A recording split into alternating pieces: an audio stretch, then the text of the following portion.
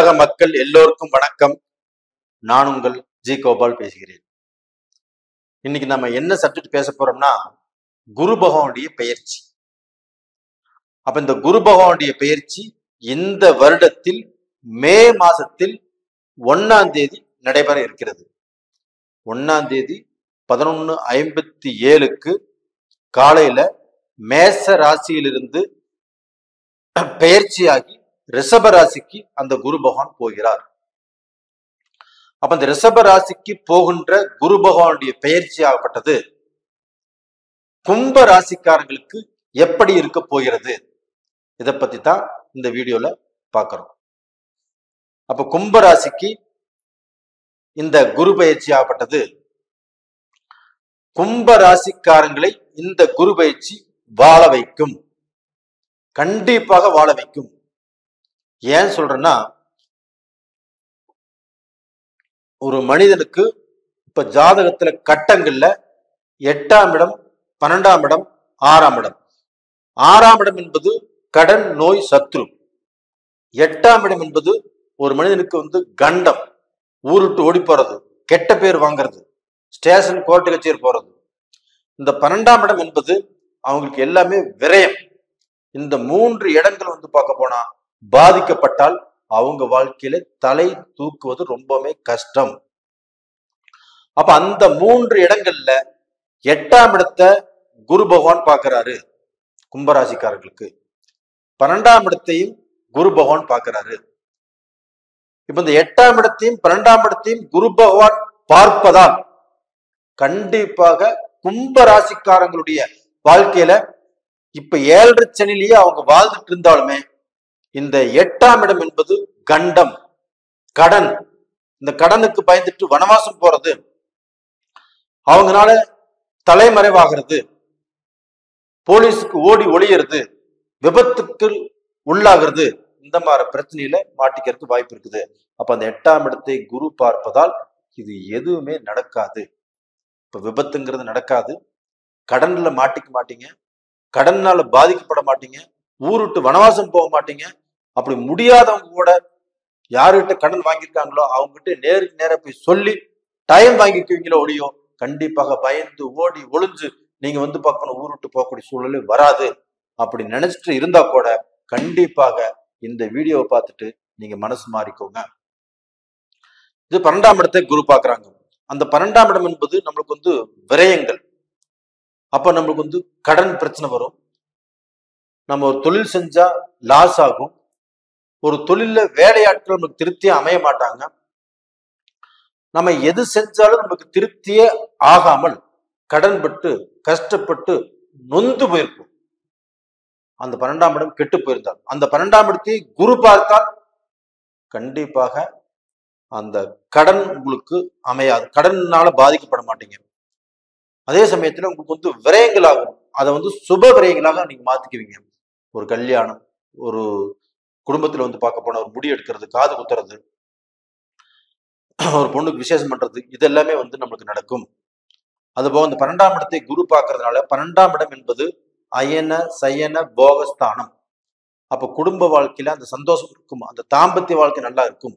நீங்க இடம் மாற்றத்தை நீங்க கேட்கறீங்களா, கண்டிப்பாக கடந்த காலங்களில் கிடைக்காத இடம் மாற்றங்கள் இந்த பீரியட்ல கண்டிப்பா கிடைக்கும்.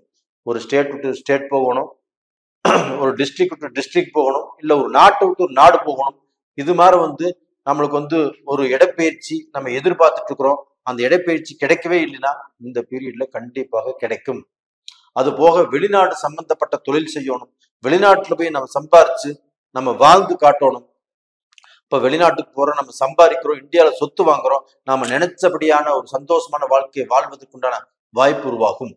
அப்ப டோட்டலா பாத்தீங்கன்னா கும்பராசிக்காரங்களுடைய வாழ்க்கையில இந்த 8ஆம் இடத்தையும் 12ஆம் இடத்தையும் குரு பார்த்ததுனால கண்டிப்பாக உங்களுடைய வாழ்க்கை நல்ல நிலைமைக்கு வருவதற்குண்டான வாய்ப்பு இருக்குது.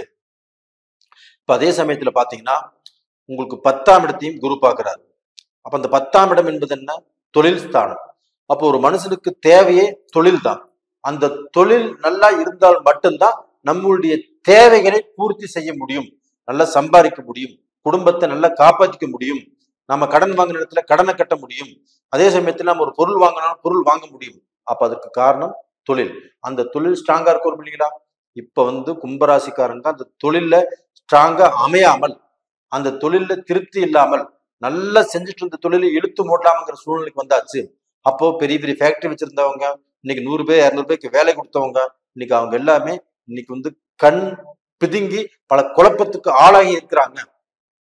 அப்ப டோட்டலா பாத்தீங்கன்னா அந்த தொழில்ல எந்த முன்னேற்றம் இல்லை, தொழில்ல பல ரூபத்துல நஷ்டம், ஒரு கான்ட்ராக்ட் கிடைக்கல.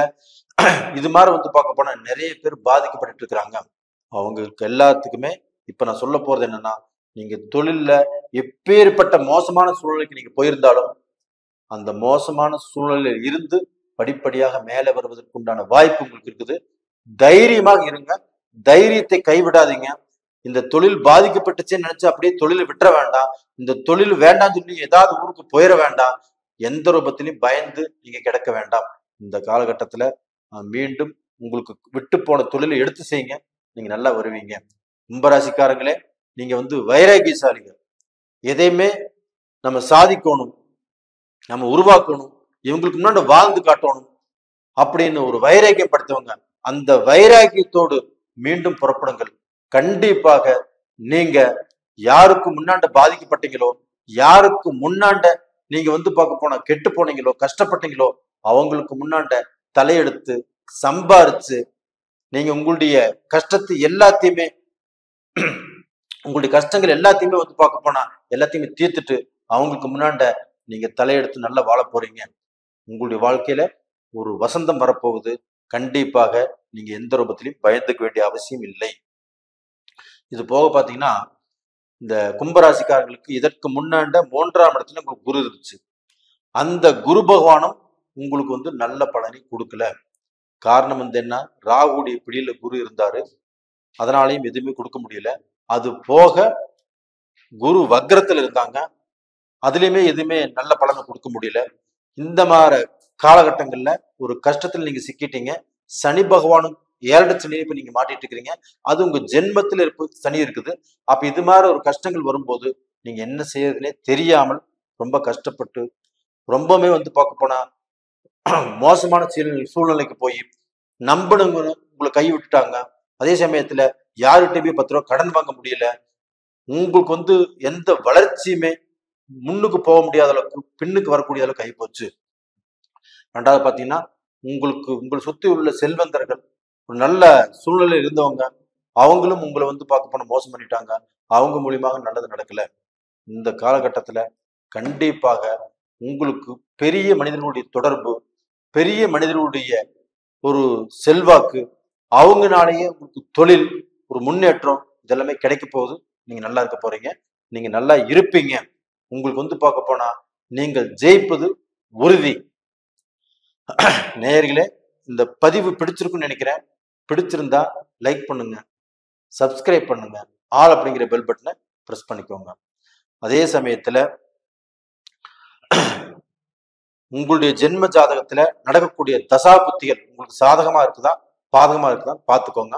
கீழே 2 நம்பர் கொடுத்துருக்குறோம், கான்டாக்ட் பண்ணுங்க, வாட்ஸ்அப் பண்ணுங்க. உங்களிடமிருந்து விடைபெறுவது உங்களே ஜி கோபால்.